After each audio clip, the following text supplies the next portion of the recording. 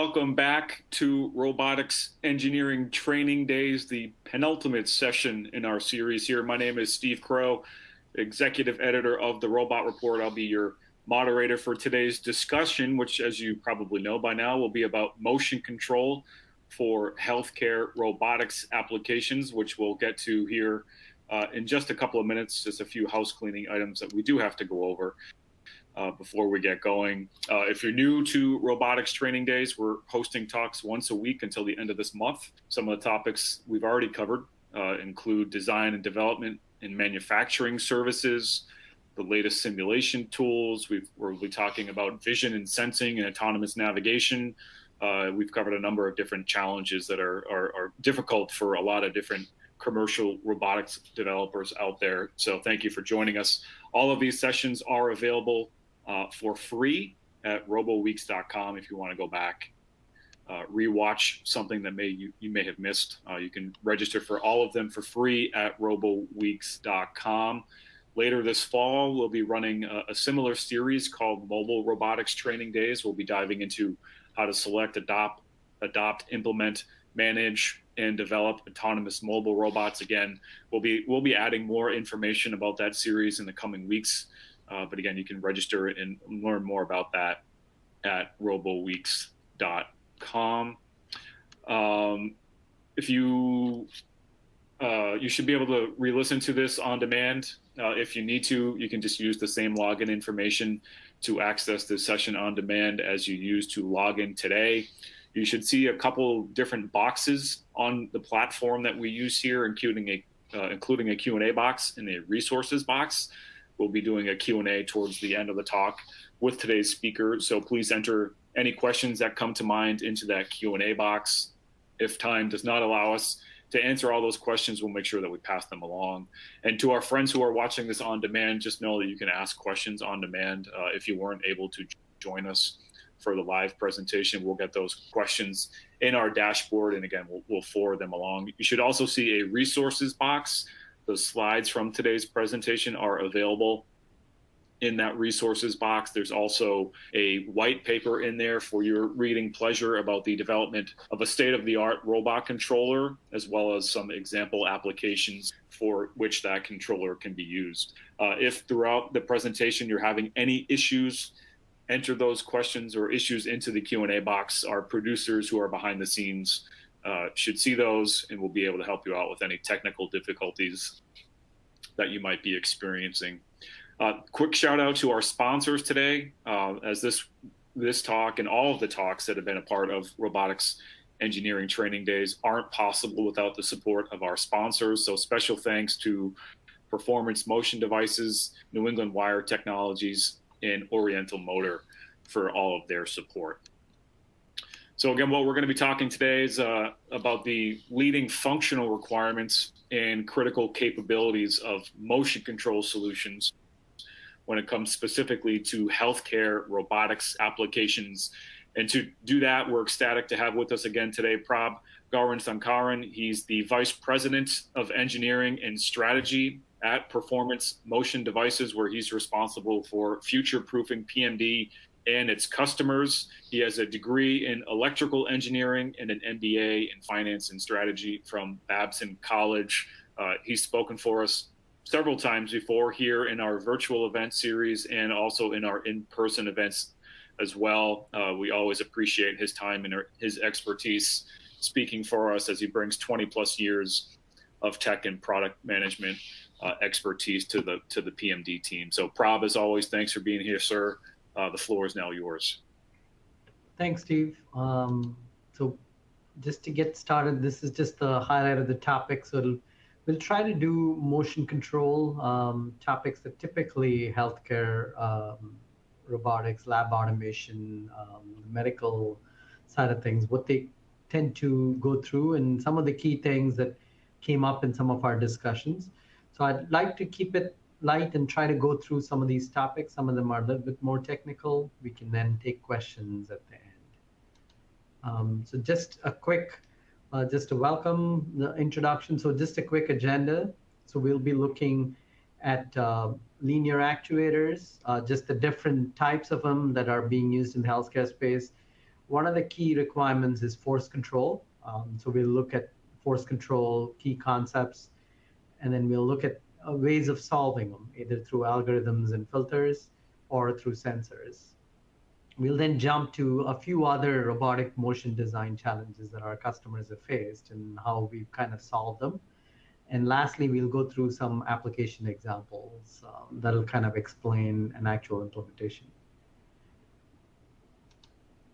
So with that, just as a quick intro of who PMD is. So Performance Motion Devices, we've been around since '92. So we control over 6.5 million motors. So we do a whole slew of products, from chips to digital amplifiers to full-blown digital drives, and then motion control boards. So typically customers would start with our boards and then migrate up as the volumes go. So if it's a super high volume design, they would go to the ICs. And so the drives land somewhere in between, up to a 500 to 1,000 piece design, they would stick with the drives. And the main advantage of our design process scheme is the C motion language that we have. It's C-based SDKs and APIs. They are the same across the product line. So you could start a design with control boards and then migrate them to ICs, and 99% of your software stays the same. It's just the small changes that you have on your board that you have to code for. So that's just a quick background. Obviously, we sell a lot into the medical space, healthcare robotics, lab automation, surgical robots. So we have a lot of expertise there.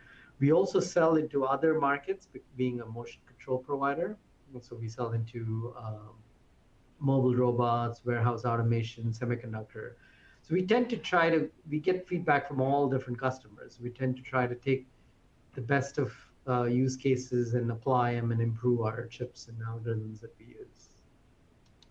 So with that, let's just get started. So the first topic that we wanted to talk about was force control.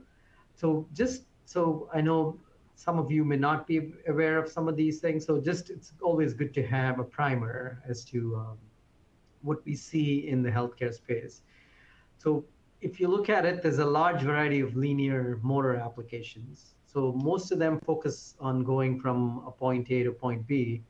But some applications require force control, right? If you have a gripping robot or a collaborative robot that's used in the healthcare space, you have to be able to measure force and able to grip an object. And that's where force control requirements come into play. And in some situations, they could add a sensor, but in a lot of cases, it's handheld, like in a surgical robot case, and you want algorithms and other techniques to apply this force control. So that's kind of what we'll kind of walk through in this talk. So just as a quick background, there's actually lots of different linear actuators that are used in the healthcare space. So as you can see in the picture on the right, you have a rotary motor, and that output is converted to linear motion. So you convert a regular rotary motor to a linear actuator. And in this particular case, a brushless DC or a DC brush motor is used, is most common. So you get pretty high torque because of the brushless DC motor. You get moderate accuracy and moderate speed. And in this case, the force control requires sensors, strain gauge sensors. So that's one example of a linear actuator in applications. The other more common one, like you see in microscope stages and high precision equipment, is these linear drive direct motors. So in this case, it's a brushless DC motor type. And if you look at the linear motor, it's essentially a regular rotary motor unwrapped. So as you can see on the right, you have the left is a regular motor. So you have the rotor and the stator. And in the linear direct drive motor, it's just flattened out. So you get moderate torque, pretty high accuracy. That's why the microscope stages kind of use this. And you get pretty high speed. And in this particular one, we'll talk about algorithms and ways to do force control without requiring actual sensor. And then if you look at the magnets and the rotors and stator configuration in a linear actuator, there are two flavors of it. So if you have on the left, you see there's a moving magnet rotor, where the coils are stationary and the magnet is moving. And then on the right side, you have the moving stator, where the magnet is stationary, but the stator is moving. So if you look at short reach XY tables, like a gantry or a lab automation kind of use cases, they would use the former, which would be a moving magnet rotor with a stationary stator. But a longer reach actuator, especially like a robot arm or other use cases, would use the latter, where the stator is moving and the magnet is stationary. There's a few other types that we see used by some of our customers. There's the moving rod linear motor. So as you can see in this picture on the right, the rod contains the magnets. And so you can have, again, both the rod and the magnet and the stator can move. So this actually allows for super long strokes. And then you can actually remove the rod and you can do more maintenance on these linear actuators. So the last type that we kind of look at is these linear DC motors. So it's a moving magnet type. It has pretty low cost. It has moderate speed. So if you're a cost-sensitive application, you can use one of these linear DC motors. The other one that we tend to see is where there's low current, low power applications. You see these moving coil type. They're typically called voice coil motors. They have a short stroke and they can do very high speeds. So you see these voice coil motors used in a lot of small form factor actuator implementations. So as we talked about with the force control, what you're trying to do is it's typically used in like grippers and screw cap applications, web tensioners. And so you're trying to grip an object and position it at a specific spot. And obviously you don't want to apply too much force and so that you crush the object. So the first part of a move is to engage the object. The second part of the move establishes the squeeze force. So that's a typical force control problem that you're trying to solve. So there are two ways that we typically see people implementing it. One is where the position determines the force, grip method. So this is typically used with these direct drive motors, where you move the actuator, the linear actuator, towards the object, and then you stop the move when the desired force is reached. So as you can see on the chart on the right, so you have a starting position where the actuator is moving. So the position kind of determines the force. So you reach a certain position in your profile, and that equates to the force that's applied in your algorithm. So during the arm move, the grip force may vary. So this is one way that people control the force is based on position. The other one is you actually use set an explicit force limit. So you can either use sensors or algorithms. We'll talk about it later, where it's again used with direct drive motors, where there's a torque output. The force is a threshold is set. The actuator moves towards the object. After the object is gripped, the force stops. The torque is set at that spot, but the arm can continue moving with that constant force. So as you can see on the chart on the right, the actual position stops, but the commanded position can keep increasing. So these are two common techniques that we see applied for force control. So what we typically try to see in a lot of our applications, size and weight are critical. And so there's not really a spot for a separate torque sensor or a force sensor in that particular application. So as you can see on the chart, what we tend to do is we try to do using our PID loop and the current control and torque limit setting. So the grip force is proportional to the motor current. So the key here is you have to be able to accurately sense your coil currents that are coming back. And that's used as feedback, as actual current feedback in our PID loops. So if you see there's an outside PID loop and then there's a current loop on the inside. And the coil currents are used to kind of control the force. So here you have no extra sensor. This current sense that's just measuring the phase currents of your motor. and using it to control the torque loop on the inside to control the force. So this is you need to have good, accurate coil current sensing, and it has to be noise-free in terms of coil, but it's very common application in where the space is a limitation.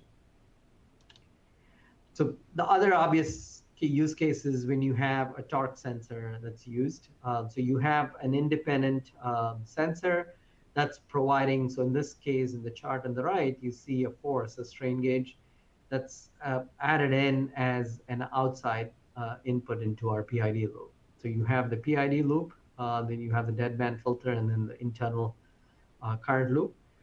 And you have the actual force measured through a sensor modifying the force setter is taken into account in terms of the positioning. So you have a cascaded force velocity control loop.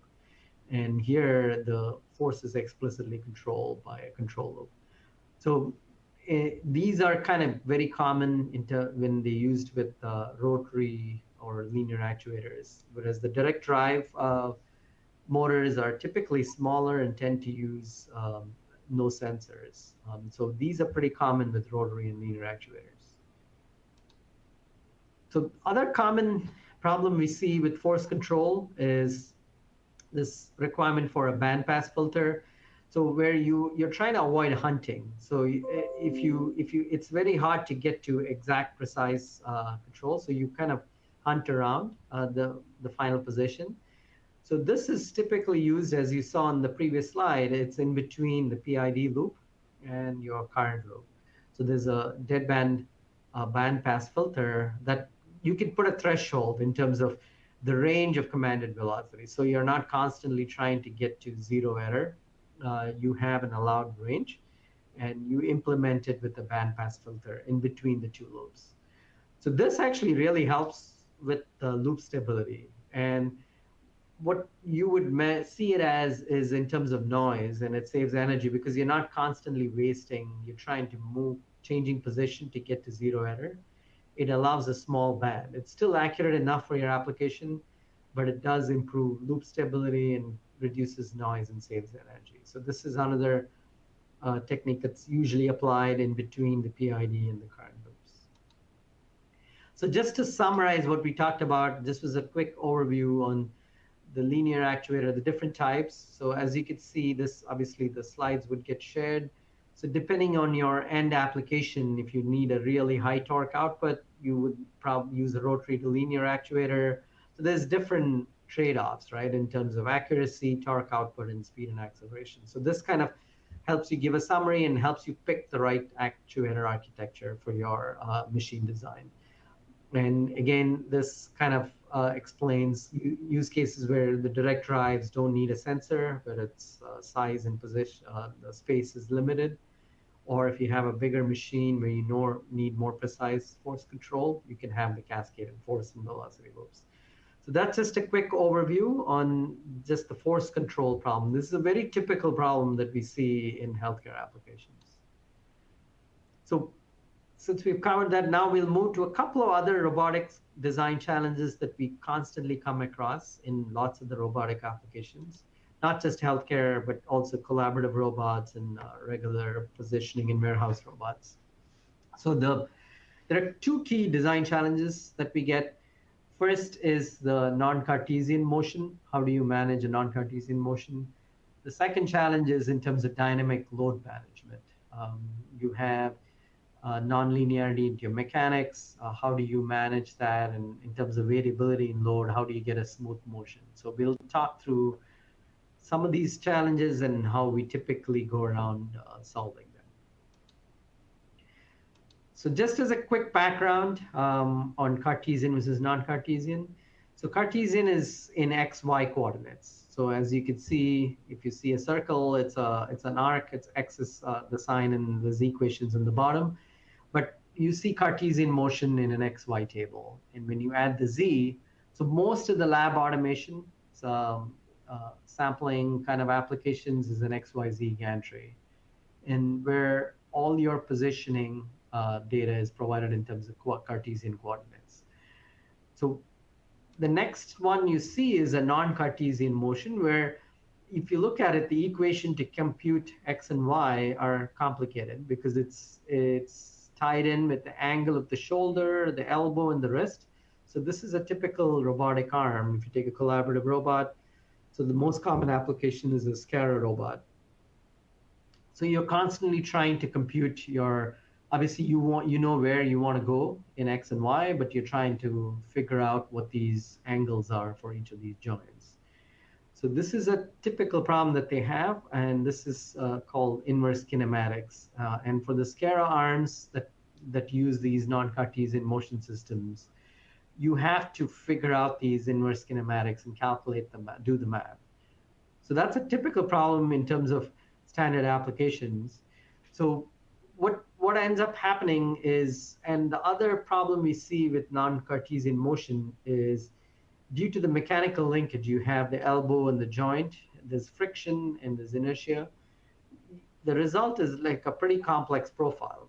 So if you look at the elbow velocity and the shoulder velocity, you can see to go from certain X and Y to the next one, it's a non-linearity to both the shoulder and the elbow velocities.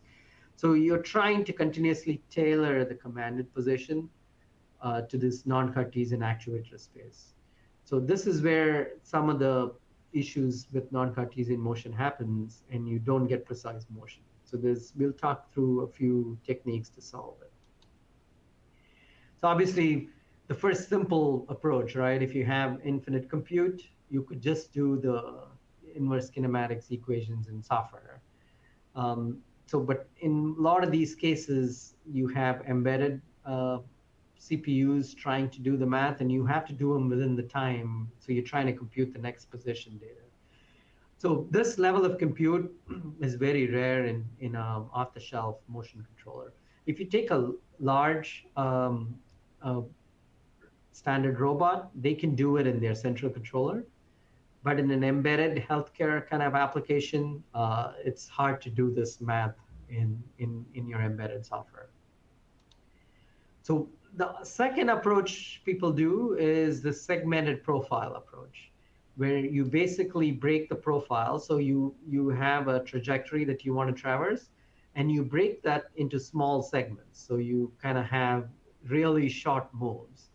So the thing with this is you can implement it and you can do a non-Cartesian motion that way, but it adds more overhead on the supervisory software. So they'd have to continuously monitor where you are in the profile and then feed the next segment at the right time. So there's a lot of coordination that has to happen. You have to have these comparison breakpoints. And so you're basically drawing a circle with small arcs, small profile segments. So this is a common approach if your precision of the motion and the smoothness is not as critical.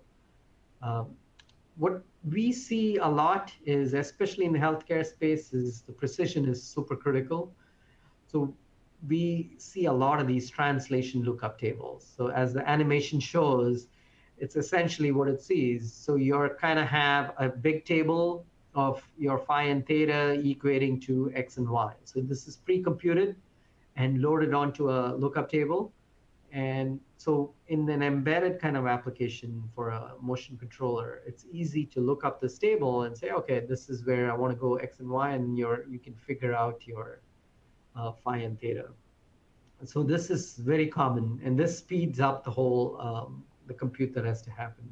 And it's basically an indirect way. Instead of doing the math, you're looking up a table, and you can also do a repertoire of moves, such as like extend straight out. So you can have pre-programmed moves in the lookup table.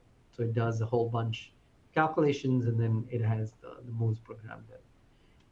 So that's a typical way. So if you want precise motion, you use translation lookup tables. Obviously, you need some memory in your embedded controller. And the brute force way is either the segmented profile or you do the compute in your CPU. The other typical problem we see is in terms of dynamic load management.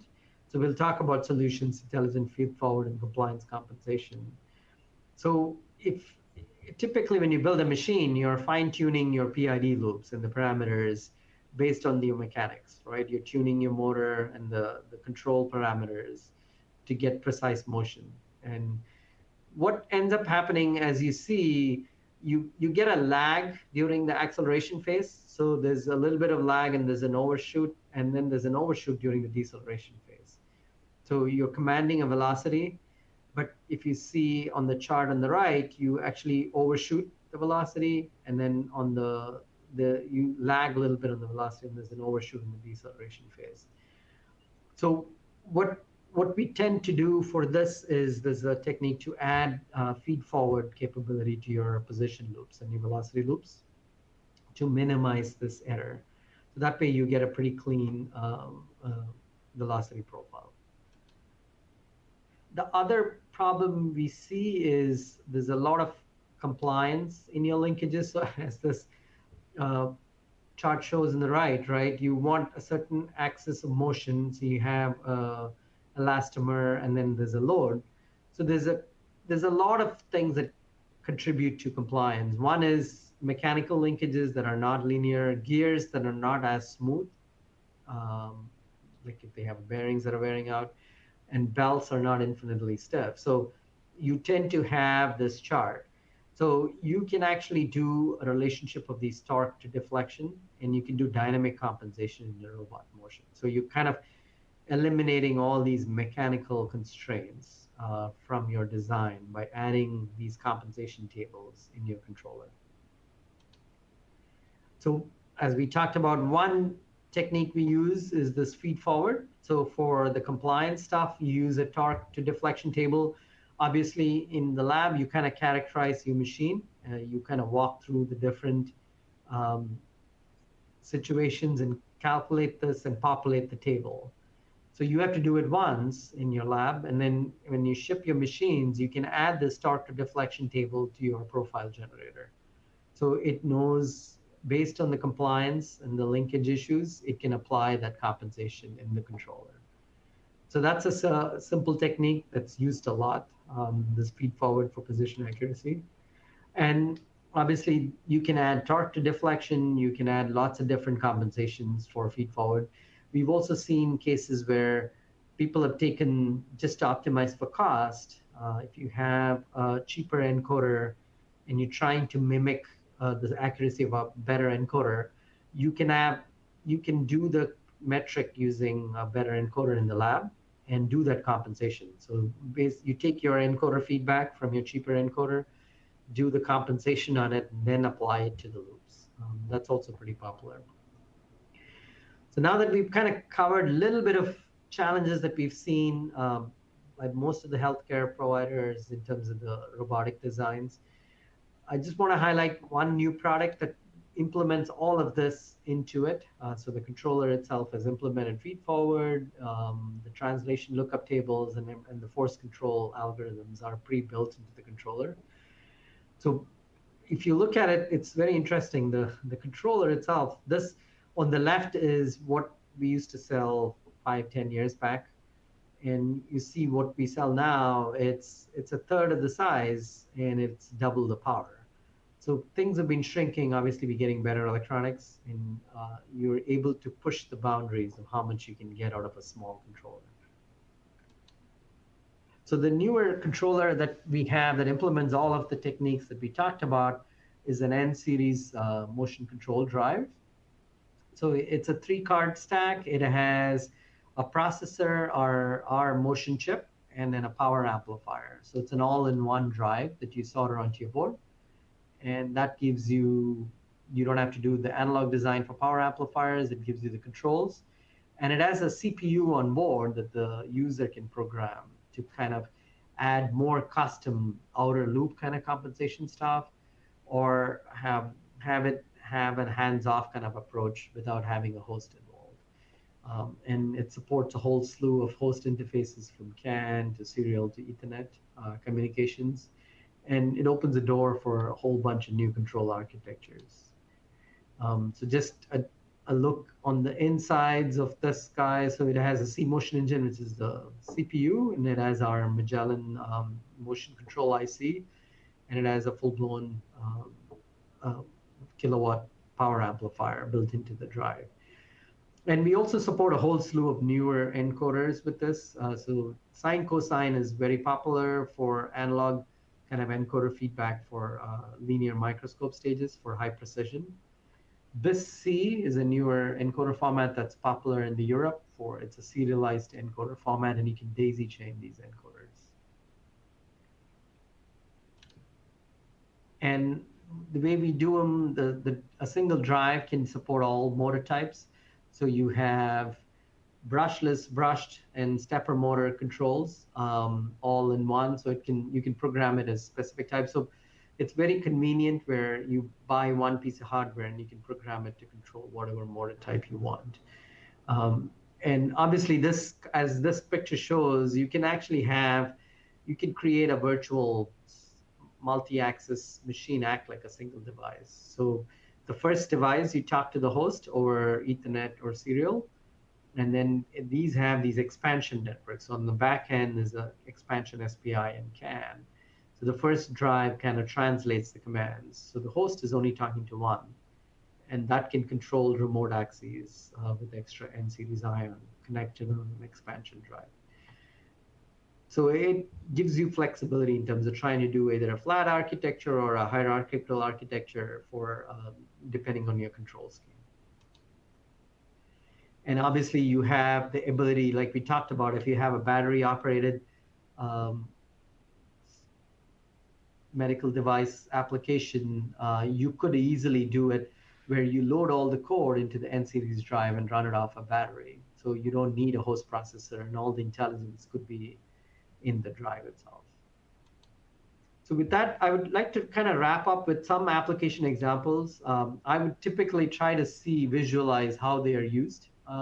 So these are examples of how some of our customers have used them. So if you look at this guy, it's a surgical robotic arm where you have an N-series drive that's located right at each axis. So this minimizes the cabling. So you have power and communications that are routed around the robot, but everything else, all the wiring is minimized. So the motor connections, the encoder, the feedback, and the sensors are all local to the axis. And this kind of shows you how small the drive is. So you can actually put them right at the axis. The other application we talked about in terms of the Cartesian space, the XYZ gantry. So this kind of shows you a typical lab automation application. A single card controls 3 axes, X, Y, and Z. And this kind of shows we have an application example with schematics and layout for this particular board, and where you have a 3-axis N-series drive-based design. So the card itself is a pretty simple 4-layer card, which has just the connectors that you need for customization. All the intelligence is in the drive, and you can design and position them at different spots. So I think with that, I would thank you, everyone, and thanks, Steve. So obviously, we can open it up for questions. Yeah, absolutely. Prab, thanks so much for doing that. As always, folks, plenty of time for questions. If anything comes to mind, has come to mind, if there's any particular motion control challenges that you're facing, now's a great time to get those out in front of Prab, who can certainly answer those for you while he's still here. And again, for our friends who are watching this on demand, just know that you can ask questions even if you weren't able to join us live, and we'll make sure that we send those over to Prab and Performance Motion Devices as well. I was interested, you showed one slide, Prab, I'm not sure which number it is. Here it is, this one right here, about shrinking down the motion controls. I'm assuming that's something that you guys probably get asked often is a request from robotics developers, that size is often a key component of designing these next-gen healthcare robotic systems. Yeah, and there's a lot of, because everything is shrinking, so they really want to be able to optimize the space. And so we've had a couple of handheld applications where they could actually embed the drive in a handheld with a battery. So it gives you flexibility instead of having to do it in a big central controller, where traditionally you had these cards that you plugged in your motion controls into. So this helps you distribute them, and it makes it's like 1.5 inches by 1.5 inches, and it does a kilowatt worth of control. So you can actually distribute them over space. And even the picture in our background, right? If you look at the collaborative robot, the axis Yeah. joints become much smaller compared to a traditional robot. So they're trying to squeeze everything, the motor, the controller, to minimize the weight in terms of the amount of cabling that they have to do. So size and weight becomes a big issue in lots of cases. How long does it take you guys, or what are the keys for you guys to design something like this? I mean, the weight of the motor is the same there. The weight is significantly down. Total system weight is way down. The dimensions are a third of the size. How do you guys do that? I mean, you're continuing to push the limitations of what you're able to do.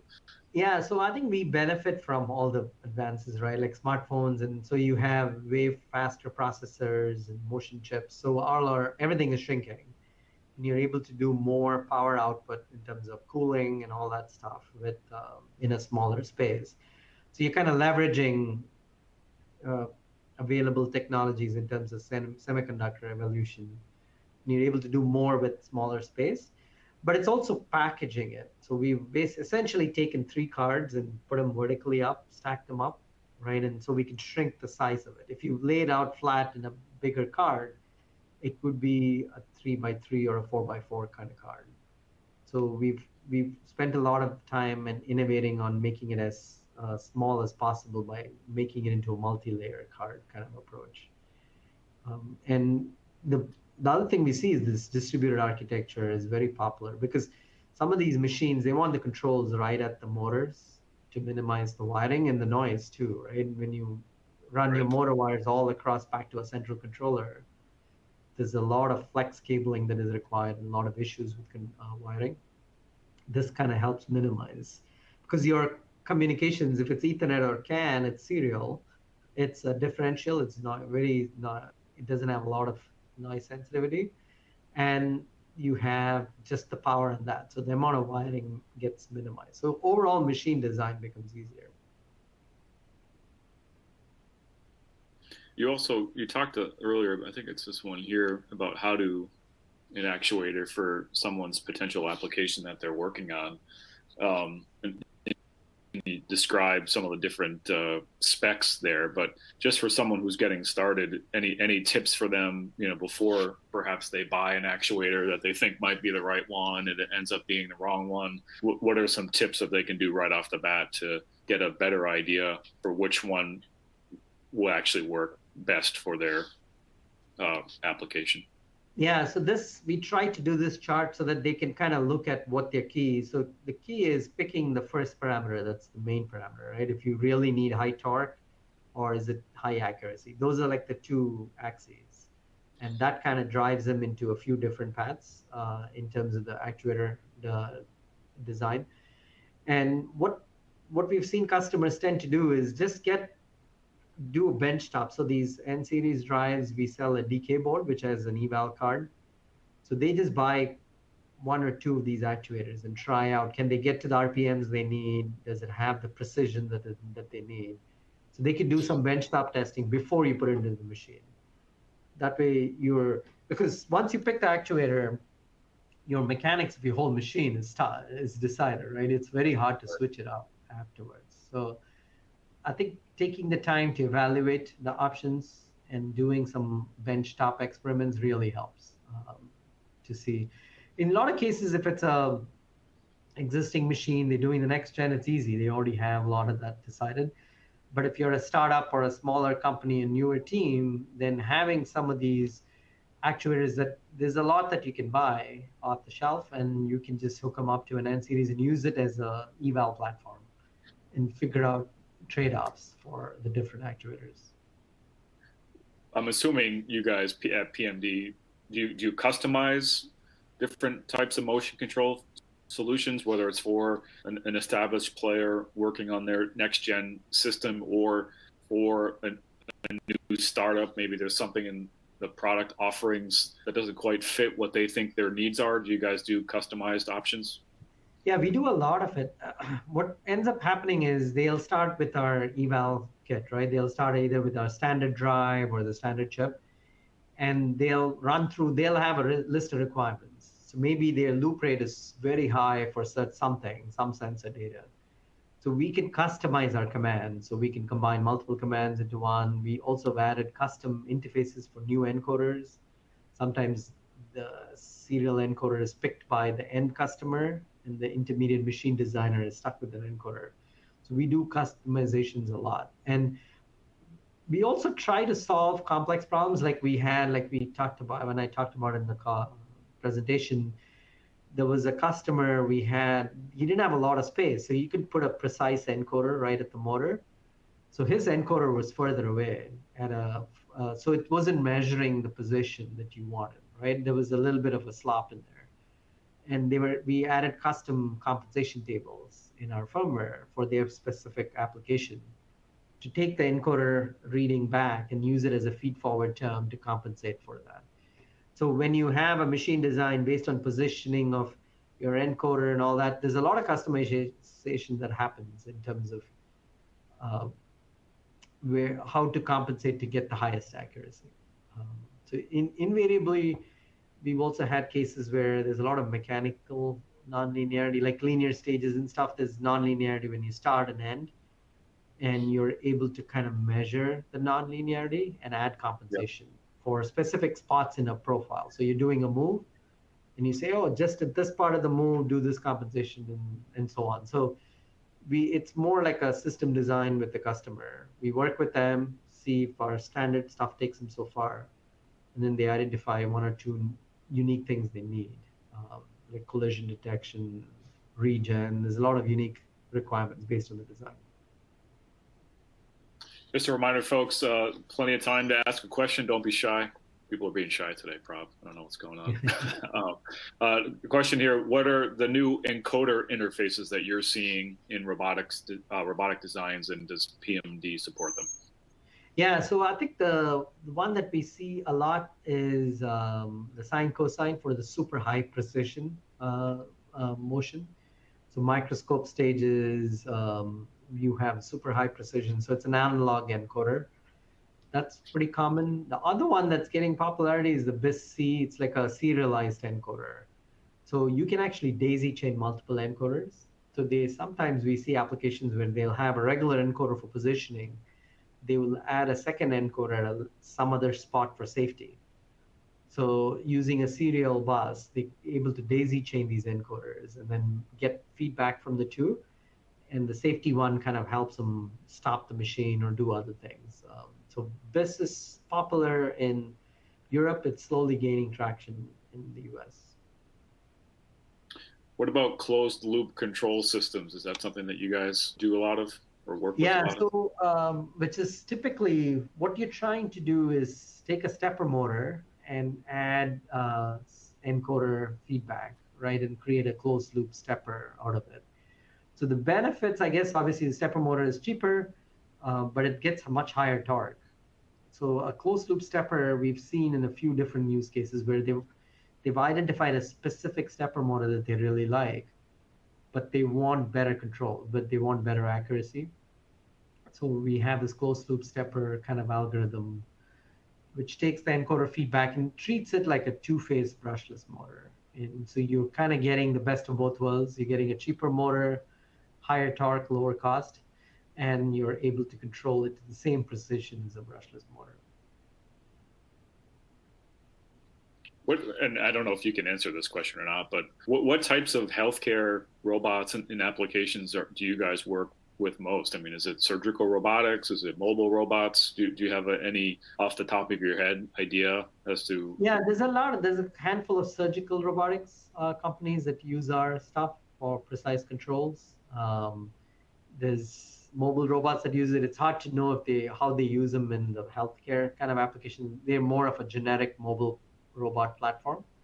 Yeah. We use a lot in the healthcare space, a ton of lab automation, right? There's so much lab automation happening now to automate everything. So there's a ton of motion control there. And the precision is very high in those applications. Sure. The other examples we see is like DNA sequencing, all that kind of testing applications use a ton of motion. Because if you think about it, you're taking a sample and you're doing a bunch of analysis on that sample. And there's a lot of motion involved in that kind of analysis. So healthcare as a whole uses motion a lot. And the thing with that is they are not motion experts, right? They're trying to solve their particular They scientific just problem. needed to work. They just Yeah. needed to work right. So I think for them, a drive like the NCDs is helpful because they can actually preload, they can offload a lot of these complexities. And analog design is a little bit of a black art. So not many people want to do a power amplifier design, especially the medical side. The healthcare side tend to try to get these building blocks that are easier to use and you can build your solutions around. No pressure on you when designing a product that's going to work in a DNA sequencing application. That's not a pressure pack. Another question here: Does PMD have a long-term availability model? For example, if a customer's production needs grow, do the products you provide, are those capable of growing with the customer as well? Yeah, so we have two cases, right, where typically in the healthcare application, once they go through FDA qualification, they do not want you to change anything in the design. Even though you have newer chips, newer firmware versions, newer releases, they want a node locked, like a locked version. And that's required. We are ISO 13485, and that's kind of required to be ISO 13485 qualified. So with that, you have to be able to supply your chips and drives for like 20, 30 years. So we have some designs that were 20 years old that are still selling. And because they've already FDA qualified, they don't want to change it. So we continue to sell those. The other part of it is as we see the customer grow in terms of newer interfaces that they see in their machine design use cases, they would come back and give feedback to us saying, oh, can you add this into your next gen chip? So newer interfaces, maybe an extra processor to do some sort of math. And so there's a lot of unique requests that come in. So we tend to take that and use it for our next gen IC design. Awesome. I think that's it for the questions. Again, I'll start wrapping things up here, but if another question or two comes in, that's great. We have time here, so we can throw those your way. But just a closing thought or two from you, Prab, about some of the challenges in motion control applications for healthcare robotics and how you and the folks over at PMD can help out. Yeah, what we've seen work the best is it's a partnership, right? So you have a motion control partner, hopefully PMD is it, but you're working early on in the design with the machine designer. So you're as they're deciding all the components, you're involved with them. So you're kind of we have seen so many designs, right? So we're able to act like consultants and help you if you make a wrong choice and you're designing the machine together. And it helps really improve the timelines for these machines. What we've seen is sometimes they pick the wrong actuator, the wrong motor, and then they've already designed all their mechanics. Now it's a much harder problem to solve trying to make it smoother motion or smaller or faster. So usually having us involved early on at the ground floor really helps because we act like consultants. We've seen these designs in other places, so we can help you kind of at least figure out if you're going the right path and so give suggestions in terms of what can change and what are specific to that customer. Because we work with a wide swath of customers, so it really helps getting input from us. So feel free to reach out to us. There's no dumb question. Because we learn a lot as we design with the end customers. So we do that a lot with a lot of the big healthcare and medtech guys. We work with them in the beginning. And I'm sure you've seen it the other side of the coin, right? Where maybe they didn't involve you or whoever it is early on enough, and then just a catastrophic mistake. I'm sure you've probably seen that enough. Yeah, and the other thing we see is in the prototype phase, they say, oh, cost is not a problem, and they throw in more expensive encoders, or the mechanical design is super exorbitant. And later on, it's very hard to cost reduce it. So it's easier to kind of say, oh, like this closed loop stepper, right? If cost is a barrier, you could maybe pick a stepper motor with closed loop that's cheaper than a brushless. And so there's some things that you pick and choose that helps you get there from the beginning. And the other thing we provide these DKs, right? So you can hook up your motor and try out, and you can actually parallelize your design effort. The software guys are already writing code for our drives on the DK board, while the electrical and the mechanical guys are designing a machine. So it gets you to market faster. So it does really help having a partner that you can work with. I'm sure. Well, hey, always great to talk to you. You've done a number of these for us, which we really appreciate. But again, thank you, Prab and PMD, for being here today. We really appreciate all your help and support in doing this Robotics Engineering Training Days. Prab, thank you. Yep, sounds good. Thanks, Steve. Of course, thank you to everybody who attended this talk today. It will be available shortly. roboweeks.com. Again, if you're looking to rewatch this session, all you got to do is use the same login information that you used today to access this talk on demand, and we'll be re-promoting it in our weekly newsletter that goes out each and every Wednesday. So you'll also see it there as well. Our next talk in this series takes place next Wednesday, June 28th, 2 p.m. Eastern. We'll be looking at intelligent vision and sensing connectivity solutions for autonomous mapping and autonomous navigation. If you haven't already registered for that session, you can do so for free at roboweeks.com. Hope to see you all there. On behalf of the entire team, I'm Steve Crowe, the executive editor at the Robot Report. Thank you, folks, for tuning in. We'll talk to you again next time. Take care.